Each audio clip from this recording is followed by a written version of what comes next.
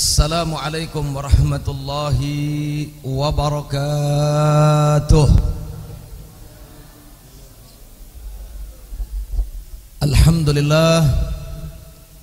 Alhamdulillahilladzi arsala rasulahu bil huda wa dinil haqq liyudhhirahu 'ala ad-dini kullihi walau karihal kafirun. Ashhadu an la ilaha illallah wahdahu la syarika lah wa ashhadu anna sayyidana Muhammadan abduhu wa rasuluhu la nabiyya ba'dah. Allahumma salli wa sallim wa barik ala hadzal nabiyyil karim zainil anbiya'i wal mursalin Sayyidina wa habibina wa syafi'ina wa qurrati a'yunina wa maulana nabiyyina Muhammadin wa ala alihi at-tahirin at-tayyibin wa ashabihi al-ghirril mayamin wa man tabi'ahum bi ihsanin ila yaumiddin, amma ba'du.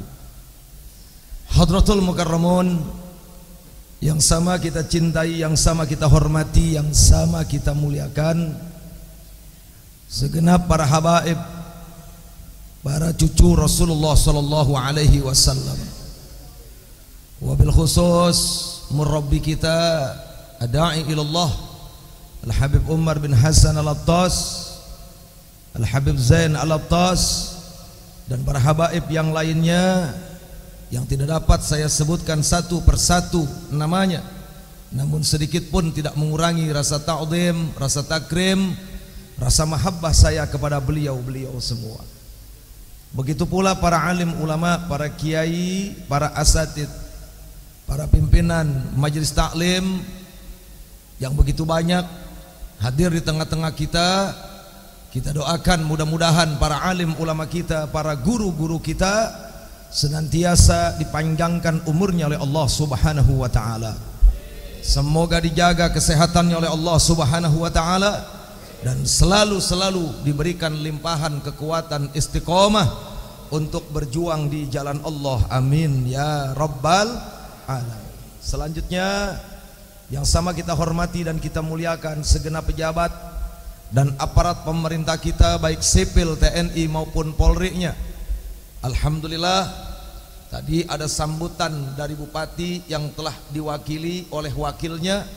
Kita doakan mudah-mudahan para pejabat dan aparat kita senantiasa mendapatkan limpahan taufik dan hidayah dari Allah Subhanahu wa ta'ala, sehingga bisa tampil menjadi pejabat dan aparat yang beriman dan bertakwa kepada Allah dan Rasulnya. Amin ya rabbal alamin. Yang terakhir, salam istimewa saya sampaikan kepada seluruh kaum bapak, kaum ibu, remaja putra dan remaja putri, santriwan dan santriwati, hadirin wal hadirat rahimakumullah.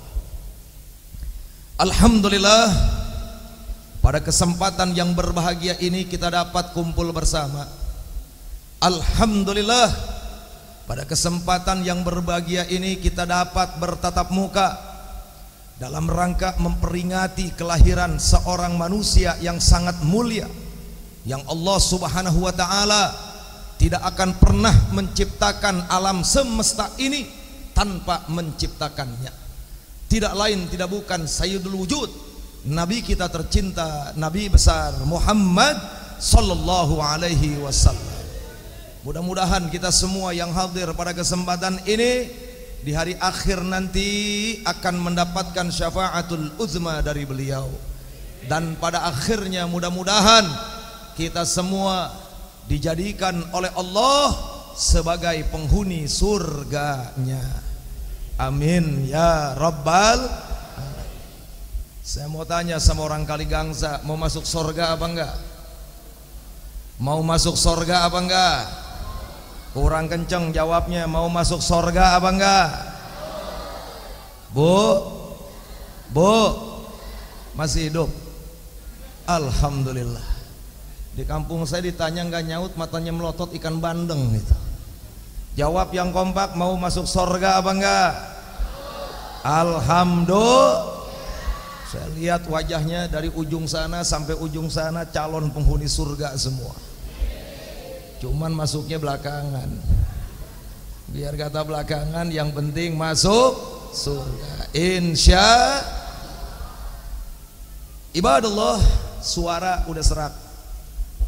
Tadi baru ceramah ba'da zuhur di Majalengka, dan dari sini saya harus bertolak ke Kuningan besok pagi ba'da zuhur sampai malam dakwah di sana, pulang ke rumah di Jakarta hari Senin depan insya Allah. Nah, oleh karenanya saya tidak banyak basa-basi, saya tidak banyak prolog, saya hanya ingin menyampaikan pesan dari Nabi kita tercinta, Nabi besar Muhammad sallallahu alaihi wasallam, di mana 15 abad yang lalu kita punya Nabi pernah bersabda di dalam hadisnya yang mulia. Apa kata beliau? La taftariqu ummati ala salasin wa sab'ina firqatan fawahidatun fil jannah wa sintani wa sab'una fin nar. Wa qala wa man hum ya Rasulullah? Wa qila ahlu sunnah wal jamaah. Kata Nabi, Pak, Bu, kelak nanti umatku akan terpecah menjadi 73 golongan. Kelak nanti umatku akan terpecah menjadi 73 kelompok. Yang satu golongan dipastikan masuk ke dalam surganya Allah. Adapun yang 72 golongan akan dimasukkan ke dalam nerakanya Allah Subhanahu wa ta'ala. Lalu kemudian kita punya Nabi ditanya oleh salah satu sahabat, "Wa man hum ya Rasulullah?" Siapa itu yang satu golongan yang akan dimasukkan ke dalam surganya Allah? Waqila, dikatakan, beliau menjawab, ahlu sunnah wal jamaah. Satu golongan yang akan dimasukkan ke dalam surganya Allah tidak lain tidak bukan yaitu golongan ahlu sunnah wal jamaah. Alhamdulillah. Ibadallah, banyak kelompok-kelompok di tengah-tengah kita. Mereka kalau ditanya ngakunya ahlu sunnah wal jamaah. Maka dari itu pada kesempatan yang singkat ini saya hanya ingin menjelaskan sedikit tentang alamatu ahli sunnah wal jamaah, tentang ciri-ciri ahlu sunnah wal jamaah yang telah saya baca di dalam kitab Al-Kunyah karya Al-Imam Sultanul Aulia Syekh Abdul Qadir Jilani qaddasallahu sirrah wa radhiyallahu anhu, di mana di dalam kitab Al-Kunyah dikatakan yang pertama, ciri-ciri aswaja, ciri-ciri ahlu sunnah wal jamaah adalah mahabbatullahi wa mahabbatur rasul, yaitu mencintai Allah dan mencintai Rasulnya. Omong kosong, bohong besar. Kita ngaku sebagai aswaja, kita mengaku sebagai ahlu sunnah wal jamaah, tapi tidak cinta kepada Allah dan tidak cinta kepada Rasulnya. Bagi siapapun mereka yang mengaku dirinya aswaja tapi tidak cinta kepada Allah, tidak cinta kepada Rasulnya, maka mereka itu dusta, bukan seorang aswaja, saudara. Jawab yang kompak semua masyarakat, hadirin wal hadirat yang ada di sini. Cinta kepada Allah atau tidak? Kurang kencang, cinta kepada Allah atau tidak? Cinta kepada Rasulullah atau tidak? Yakin? Mantap. Alhamdulillahirabbil. Timbul pertanyaan, bagaimana cara mencintai Allah? Bagaimana cara mencintai Rasulullah? Tadi telah disampaikan oleh guru kita, oleh sesepuh kita, Kiai Tolha Baydawi, di mana cara mencintai Allah. Allah menegaskan di dalam Al-Qur'anul Karim, Qul in kuntum tuhibbunallaha fattabi'uni yuhibbukumullah wa yaghfir lakum dunubakum. Al-ayah. Kata Allah, qul, katakan ya Muhammad, qul, sampaikan wahai Rasulullah kepada umatmu, in kuntum tuhibbunallah, kalau betul-betul kalian cinta kepada Allah, cinta kepada Allah Subhanahu wa taala, fattabi'uni, maka hendaknya mengikutiku. Ketika kalian mengikutiku, bukan hanya sekedar mencintai Allah, yuhibbukumullah, pasti Allah akan mencintai kalian. Nggak cukup sampai di situ, wa yaghfir lakum dunubakum. Ketika kalian mengikutiku, maka Allah akan mengampuni dosa-dosa kalian. Alhamdulillah. Jadi cara mencintai Allah tidak lain tidak bukan mengikuti Nabi besar Muhammad sallallahu alaihi wasallam. Jawab yang kompak, serempak. Siap ikuti Nabi? Siap ikuti Rasul? Timbul pertanyaan lagi, bagaimana cara mengikuti Rasul? Bagaimana cara mengikuti Nabi? Di dalam Al-Quran Allah menegaskan, wa ma atakumur rasulu fakhuduhu wa ma nahakum anhu fantahu. Kalau kita betul-betul ingin menjadi pengikut Nabi, kalau betul-betul kita mengaku ingin menjadi pengikut Rasulullah, wa ma atakumur rasul, dan apa-apa yang telah datang kepada kalian dari Rasulullah, yaitu suatu perintah, fakhuduhu, maka ambillah, fakhuduhu, maka laksanakanlah, wa manahakum anhu, dan apa yang telah dilarang dari Rasul kepada kalian, fantahu, maka hendaknya tinggalkanlah. Jadi cara mencintai Allah ikuti Nabi, cara mengikuti Nabi simple, kerjakan segala perintahnya dan tinggalkan segala larangannya. Jawab masyarakat Kaligangsa, siap laksanakan perintah Nabi? Siap laksanakan perintah Nabi? Siap tinggalkan segala larangan Nabi? Alhamdulillahirabbil alamin. Kalau saya mau jelasin perintah Nabi, larangan Nabi, nggak cukup waktunya. Di mana perintah dan larangan Nabi hakikatnya dari Allah Subhanahu wa ta'ala. Satu saja saya ingin sampaikan, ibadallah, tidak ada maksud saya cerita politik, tapi ini penting bagi umat Islam, bahwasannya saat ini orang-orang non-muslim, orang-orang kafir di Indonesia sedang berebut mau jadi pemimpin, sedang berebut mau jadi bupati, sedang berebut mau jadi wali kota. Bahkan ada yang sedang terus-menerus berupaya agar di 2019 nanti mau jadi presiden. Jawab yang kompak, wahai umat Islam. Orang kafir jadi pemimpinnya umat Islam, hukumnya halal atau haram? Orang kencang, halal atau haram?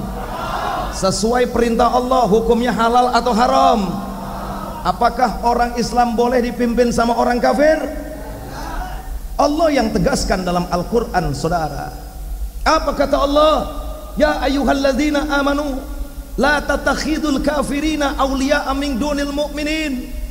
Hai orang-orang yang beriman, jangan sekali-kali kalian jadikan orang-orang kafir sebagai aulia, sebagai pelindung, sebagai pemimpin, dengan mengabaikan orang-orang yang beriman. Ini Allah menegaskan di dalam Al-Quran, nggak boleh umat Islam dipimpin sama orang kafir. Betul apa betul? Kenapa Allah larang? Allah yang lebih tahu. Di dalam Al-Quran Allah katakan, matukhfi suduruhum akbar. Orang kafir kalau mimpin umat Islam, dia punya dendam kesumat sama umat Islam. Di dalam hati mereka itu tersimpan rasa kebencian terhadap umat Islam yang begitu besar. Mana Ustadz buktinya? Buktinya gubernur di kampung saya Jakarta, si kutil babi alias Ahok. Betul apa betul? Coba lihat, Dulu nggak ada tuh gubernur yang berani ngelarang motong hewan kurban di halaman masjid. Dulu nggak ada yang berani ngelarang. Gubernur di Jakarta melarang memotong hewan kurban di halaman musola. Nggak ada satupun gubernur di Jakarta yang melarang jual hewan kurban di pinggir jalan yang merupakan min sya'airillah, itu jual hewan kurban. Tapi begitu Ahok jadi gubernur, semua itu dilarang, saudara. Saya mau tanya, jawab yang kompak.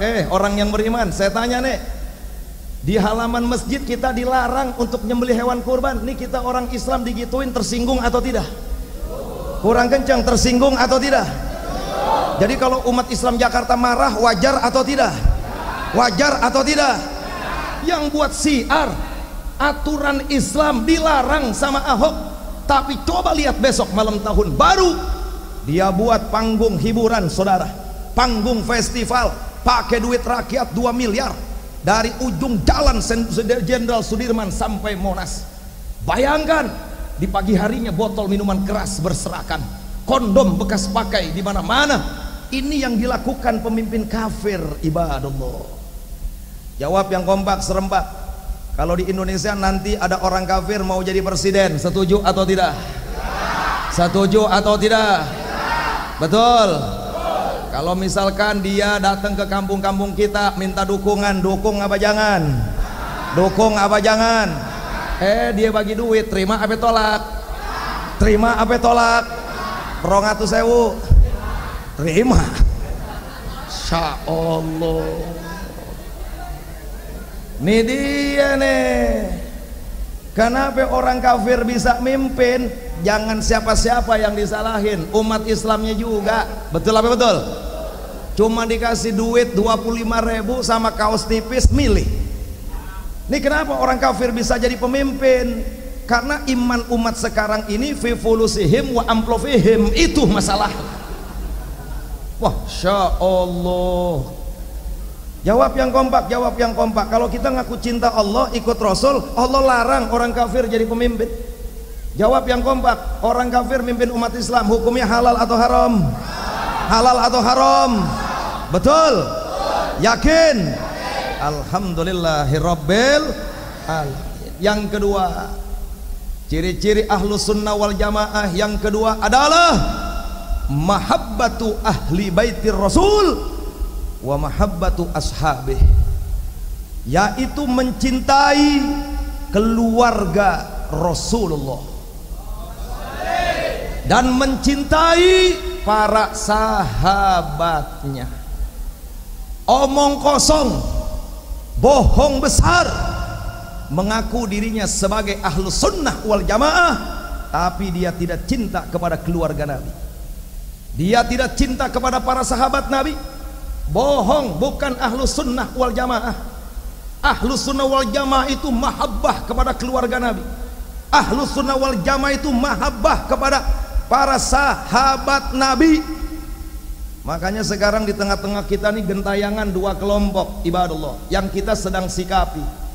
Yang pertama, mereka selalu mengajak benci kepada keluarga Nabi. Keluarga Nabi itu siapa? Ayah ibu Nabi. Keluarga Nabi itu siapa? Anak dan istri-istri Nabi. Keluarga Nabi itu siapa? Zuriat Nabi. Kalau di Indonesia kita kenal dengan istilah Habib atau Syarif atau Sayyid. Mereka itu adalah ahlul bait Rasulullah. Ada satu ustadz ceramah di TV kabel, apa dia bilang? Ayah dan ibu Nabi kafir, menjadi penghuni neraka.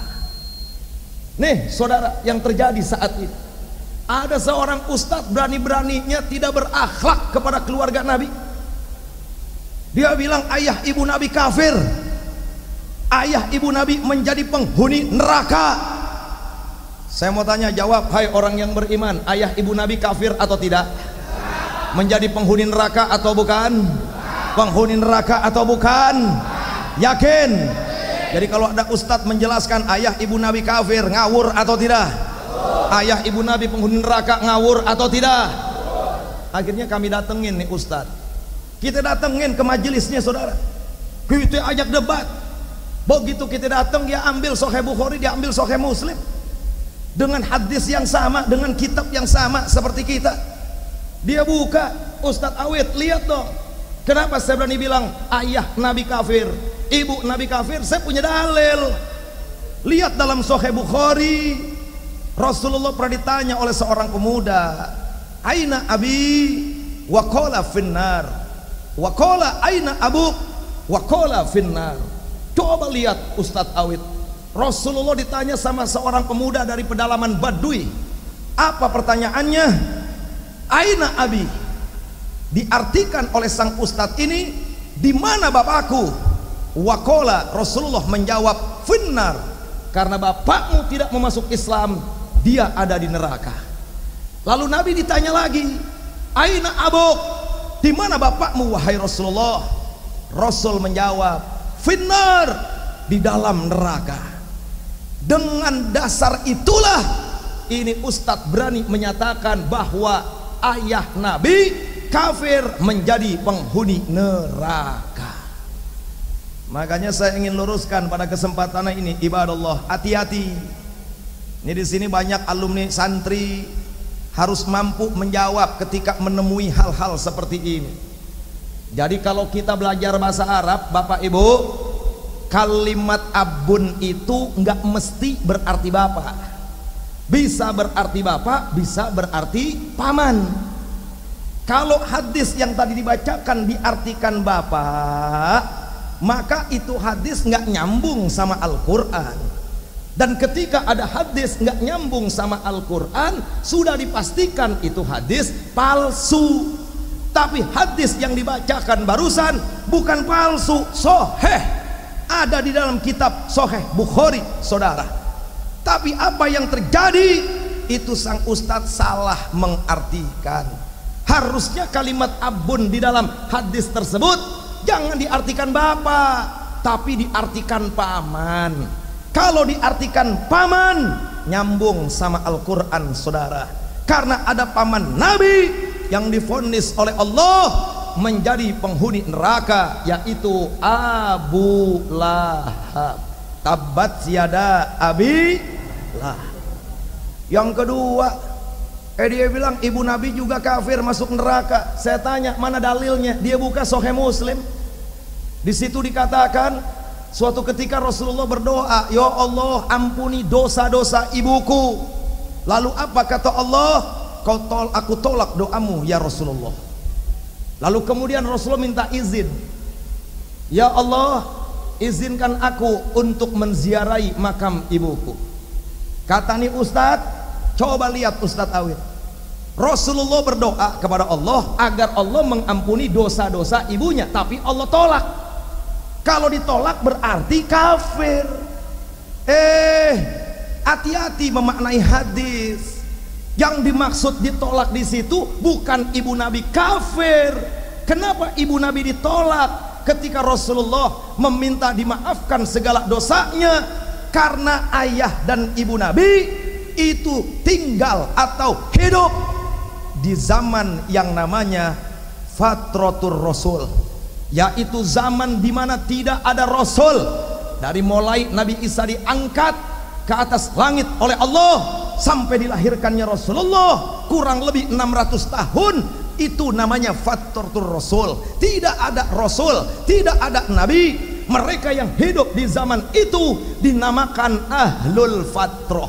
Mereka yang hidup di zaman ahlul fatrah, segala dosanya diampuni oleh Allah Subhanahu wa ta'ala. Karena ibu Nabi tidak punya dosa, maka pantas Allah menolak doa Nabi, karena ibu Nabi tidak punya dosa, saudara. Masya Allah. Kira-kira jelas apa jelas? Faham apa faham? Sing wis paham oli balik. Jelas apa durung? Jelas apa durung? Goblok. Mangap-mangap urung jelas. Masya Allah. Jadi cinta kepada keluarga Nabi ini ciri-ciri ahlu sunnah wal jamaah. Cinta kepada para sahabat Nabi juga ahlu sunnah wal jamaah. Nah, kalau ada orang, ustadz atau siapapun ngajak benci kepada keluarga Nabi, ikuti apa jangan? Kurang kencang, ikuti apa jangan? Ada orang ngajak benci kepada keluarga Nabi, ikuti apa jangan? Yang kedua, wajib cinta kepada sahabat Nabi. Ini ada satu kelompok lagi nih di Indonesia. Kita dari dulu diajarin sama guru-guru kita, kalau dengar nama para sahabat, kalau sendirian radhiyallahu anhu, kalau berdua radhiyallahu anhuma, kalau banyak radhiyallahu anhum. Coba lihat kalau taraweh, al khalifatul ula sayyiduna Abu Bakrin Siddiq radhiyallahu an. Betul. Dari dulu kita diajarin sama guru-guru kita, kalau dengar para sahabat Nabi, kita baca radhiyallahu an, radhiyallahu anhuma, radhiyallahu anhum. Datang makhluk baru ke Indonesia, dia ceramah di atas mimbar, apa dia bilang? Abu Bakar laknatullah, Umar laknatullah, Utsman laknatullah. Di mana terjadinya? Di Sampang Madura. Akhirnya bakar-bakaran, saudara, panggungnya dibakar, pesantrennya dibakar. Kenapa? Madura itu sama orang kayak orang Kaligangsa, yang dididik oleh para kiainya cinta kepada para sahabat. Datang penceramah nyaci maki Sayyidina Abu Bakar, nyaci maki Sayyidina Umar, nyaci maki Sayyidina Utsman, dengan alasan Abu Bakar, Umar, Utsman merebut jabatan kekhalifahan Ali. Kalau mau marah bukan ente, harusnya Sayyidina Ali yang marah. Buktinya Sayyidina Ali baiat ke Sayyidina Abu Bakar kok. Buktinya Sayyidina Ali baiat ke Sayyidina Umar kok. Buktinya Sayyidina Ali baiat kepada Sayyidina Utsman kok. Kalau yang mau ribut, kalau yang mau marah, harusnya Sayyidina Ali, bukan kita yang saat ini hidup. Lagian kalau kita caci maki Abu Bakar, caci maki Sayyidina Umar, caci maki Sayyidina Utsman, siapa kita? Mereka ini adalah al-mubasyirina bil jannah, orang yang diberi kabar gembira oleh Allah, dijamin masuk surga. Saya mau tanya, kalau ada ustadz kiai ngajak nyaci maki para sahabat Nabi, ikuti apa jangan?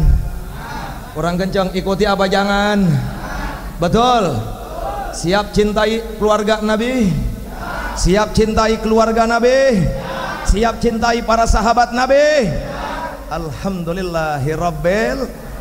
Yang terakhir, yang ketiga, ciri-ciri ahlus sunnah wal jamaah yang ketiga adalah mahabbatul ulama wa mahabbatul muslimin, yaitu mencintai para ulama dan mencintai sesama umat Islam. Cinta kepada ulama suatu keharusan di dalam ahlus sunnah wal jamaah. Kalau ngaku ahlus sunnah wal jamaah, tidak cinta kepada kiai, tidak cinta kepada asatid, bohong pengakuan aswajaknya, saudara. Kenapa para kiai, para ulama wajib dicintai? Karena kata Nabi, al ulama warasatul anbiya. Nggak ada Nabi katakan al RTU warasatul anbiya. Nggak pernah Nabi katakan al RWU warasatul anbiya. Tapi yang Nabi katakan al ulama warasatul anbiya. Ulama merupakan pewaris para nabi, maka wajib kita cintai para ulama. Insya. Jawab yang kompak, siap cintai ulama? Siap cintai ulama? Betul. Saudara, yang paling akhir, karena suara udah serat, yaitu mahabbatul muslimin. Ini yang tidak kalah penting sebagai ciri-ciri aswaja. Kalau kita ngaku ahlus sunnah wal jamaah, Bapak Ibu, sesama umat Islam wajib saling mencintai, bukan saling ribut. Betul apa betul? Tapi saling mencintai. Kita sesama umat Islam kalau selalu bersanding, indah dilihatnya. Jawab yang kompak. Kira-kira kalau habaib sama kiai duduk bersanding, indah atau tidak? Kurang kenceng, indah atau tidak? Itu kalau kita kondangan, ada orang hajatan ngawinin, kenapa enak dilihat? Karena pengantin sama pengantin duduk bersanding. Betul apa betul? Yang paling gak enak kalau ngelihat pengantin bersaing, gulet tuh pengantin. Betul apa betul? Jadi wajib umat Islam bersanding, bukan bersaing. Makanya alhamdulillah ada majelis taklim yang dipimpin sama Habib Umar. Saya yakin yang namanya ahlul bait, yang namanya habaib atau habib, karena saya lama ikut dengan para habaib, mereka tidak ada tujuan lain kecuali ingin menyelamatkan umat. Ini zaman udah rusak saudara, zaman udah parah saudara. Kenapa sampai habaib turun gunung model begini? Kenapa cucu-cucu Rasul sampai mau melek sampai jam 1 malam seperti ini? Karena kita akui, kita yang sebagai akhwal, sebagai ajam, sebagai kiai katanya, sebagai ustadz wafi riwayatin, nggak mampu nanganin umat zaman sekarang, betul? Makanya para habaib sampai turun tangan, wajib suka, wajib bergembira para kiai dengan bersanding antara kiai dengan habaib. Yang akan diselamatkan tidak lain tidak bukan adalah umat Islam. Coba lihat PR yang terbaru Bapak Ibu, bagaimana kita sedang berseteru sama Bupati Purwakarta sampai akhirnya ribut di media hingga saat ini.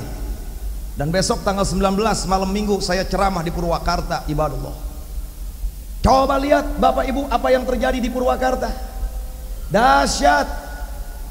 Gara-gara ulamanya nggak mau kompak nih, gara-gara ulamanya nggak mau bersanding, akhirnya ada bupati bikin patung di Purwakarta. Purwakarta itu kota santri, Purwakarta itu kota tasbih, Purwakarta itu kota pesantren. Di sana ada waliullah, ada ulama besar namanya Mamah Tubagus Bakri, guru daripada Kiai Haji Abuya Dimyati Pandeglang saudara. Ini bupati bikin patung di setiap sudut kota, patung di mana-mana. Nggak cukup sampai di situ, ibadallah, pohon dikasih sarung poleng kayak di Bali. Nggak cukup sampai di situ, ini bupati bikin kereta kencana diarak di tengah kota Purwakarta dalam rangka mau mengawini Nyi Loro Kidul. Nggak cukup sampai di situ, di setiap bulan purnama itu kota Purwakarta wajib memadamkan lampu dari jam 7 malam sampai jam 10. Kenapa harus dipadamkan? Nyi Loro Kidul mau datang. Saya mau tanya, jawab yang kompak. Ini model begini musyrik atau tidak? Kurang kencang, musyrik atau tidak?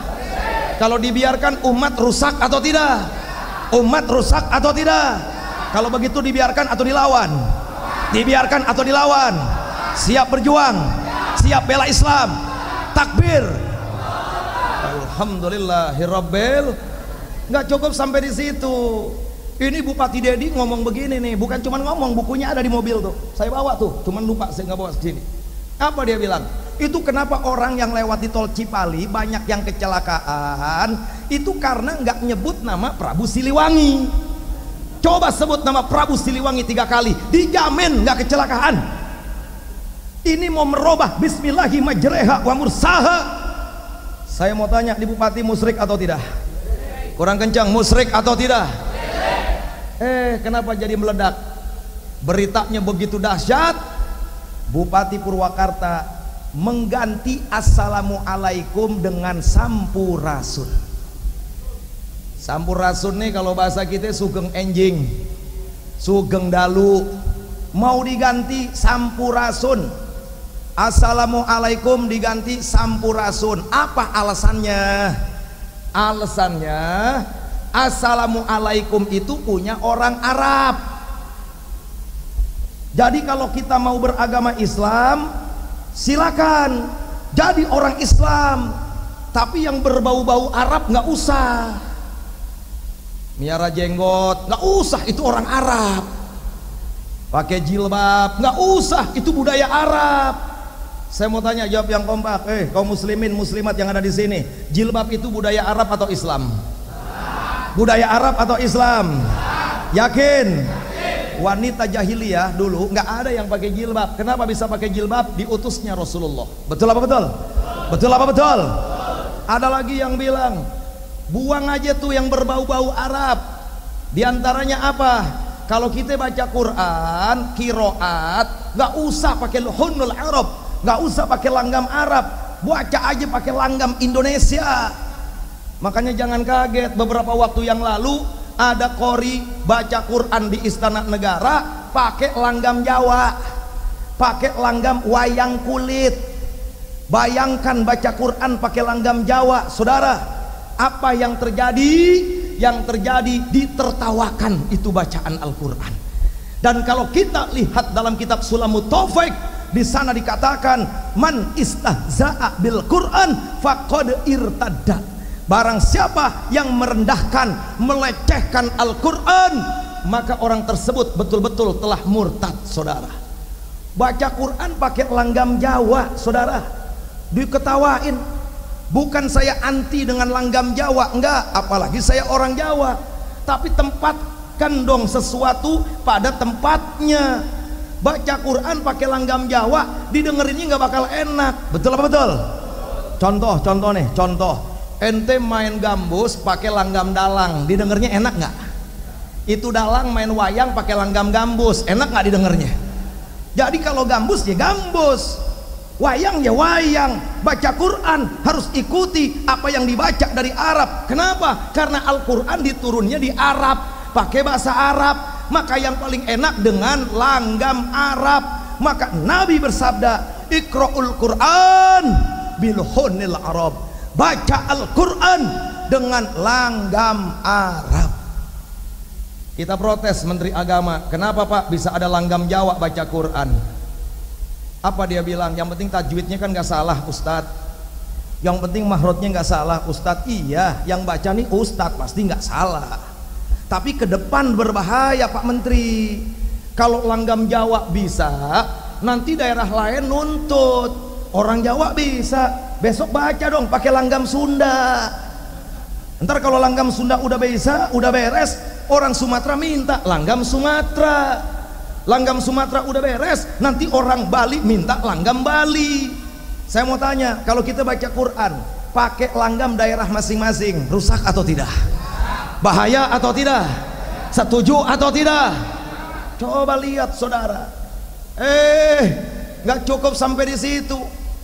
Ini Bupati Purwakarta mau ganti assalamualaikum pakai sampurasun. Alasannya punya orang Arab. Jawab orang Kaligangsa, assalamualaikum itu budaya Arab atau Islam? Budaya Arab atau Islam? Sebelum Islam datang, orang Arab nggak ada yang mengucapkan tahiyah dengan assalamualaikum. Dulu orang jahiliyah di Arab itu kalau pagi ketemu di pasar, ketemu di Masjidil Haram, itu bukan assalamualaikum tahiyahnya saudara. Apa yang dia ucapkan kalau pagi? As-sobahah, begitu aja udah. Kalau bahasa kitanya pagi as-sobahah, nanti kalau sore al-masaah, sore, gitu aja. Begitu datang Islam diganti sama Nabi assalamualaikum. Coba kalau assalamualaikum diganti dengan bahasa masing-masing, selamat pagi, sampurasun, sugeng enjing, apa yang terjadi saudara? Saya mau tanya sama orang Kaligangsa, rukun sholat yang terakhir membaca apa? Membaca apa? Membaca apa? Itu membaca salam di dalam sholat boleh diganti apa enggak? Boleh diganti apa enggak? Kalau diganti sholatnya sah apa enggak? Coba lihat kalau assalamualaikum diganti. Hah? Begitu sholat subuh, selamat pagi, selamat pagi.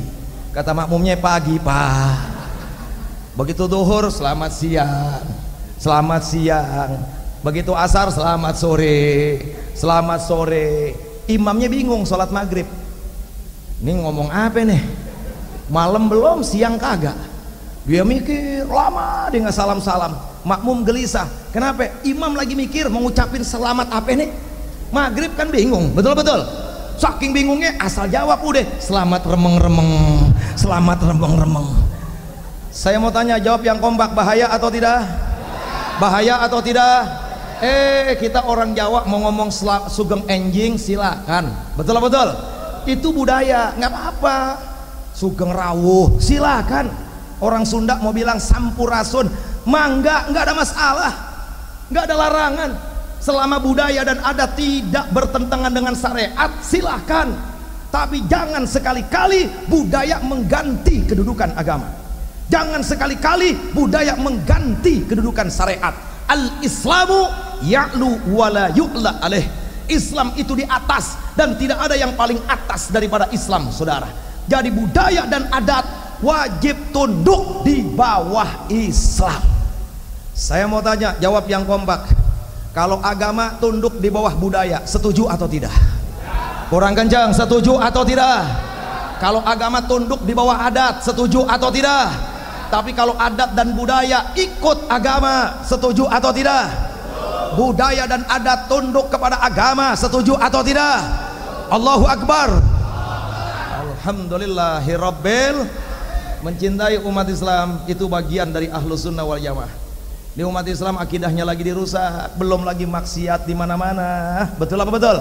Makanya majelis taklim seperti ini, majelis salawat seperti ini wajib untuk didukung oleh umat Islam. Makanya saya hanya bisa mendoakan kepada Al Habib Umar Sahibul Majlis Al Husaini, mudah-mudahan majelisnya tambah berkah, mudah-mudahan majelisnya betul-betul bermanfaat, dan semua para santrinya, para jamaahnya semoga diberikan ilmu yang bermanfaat untuk bekal dari dunia hingga akhirat. Saya mau tanya, jawab yang kompak, serempak. Majelis maulid, majelis zikir, majelis taklim untuk membenahi umat, bagus atau tidak? Bagus atau tidak? Siap dukung majelis taklim? Siap dukung majelis maulid? Allahu Akbar. Alhamdulillahirabbil alamin. Salatullah salamullah ala taha rasulillah. Salatullah salamullah ala yasin habibillah. Semua salatullah salamullah ala taha rasulillah. Salatullah Allah ala yasin habibillah. Tawassalna bismillah wa bil hadi rasulillah. Tawassalna bismillah wa bil hadi rasulillah wa kulli mujahidi lillah bi ahlil bandari ya Allah. Salatullah ala taha rasulillah. Salatullah mullah ala yasin habibillah. Illahi salimil ummah minal afati wan niqmah. Illahi salimil ummah minal afati wan niqmah wa min hammi wa min humma bi ahlil bandari ya Allah. Salatullah rasulillah. Salatullah salamullah ala yasin billah. Illahi ghafir wa akrimna binil matalibi minna. Illahi ghafir wa akrimna binil matalibi minna wa daf'i masa'atina anna bi ahlil badri ya Allah. Salatullah mullah ala taha rasulillah. Salatullah salamullah ala yasin habibillah. Wa salli ala nabiyil barri bila adin wala hasrin. Wa salli ala nabiyil barri bila adin wala hasrin wa ali sadatin hurin bi ahlil badri ya Allah salatullah ala toha rasulillah salatullah mullah ala yasin billah ala yasin sallu ala nabi. Sebelum saya akhiri, saya mau tanya, kira-kira yang saya sampaikan jelas atau tidak? Faham atau tidak? Jawab yang kompak, serempak. Cinta tidak kepada Allah? Cinta tidak kepada Allah? Cinta tidak kepada Rasulullah? Cinta tidak kepada keluarga Nabi? Cinta tidak kepada para sahabat Nabi? Cinta tidak kepada para ulama? Cinta tidak kepada sesama umat Islam? Betul. Itulah ciri-ciri ahlus sunnah wal jamaah. Mudah-mudahan apa yang saya sampaikan bermanfaat. Wallahu yahdi bihibati wa firah li walakum fi darajatil akhirah. Wallahu a'lam bishawab. Wassalamu alaikum warahmatullahi wabarakatuh.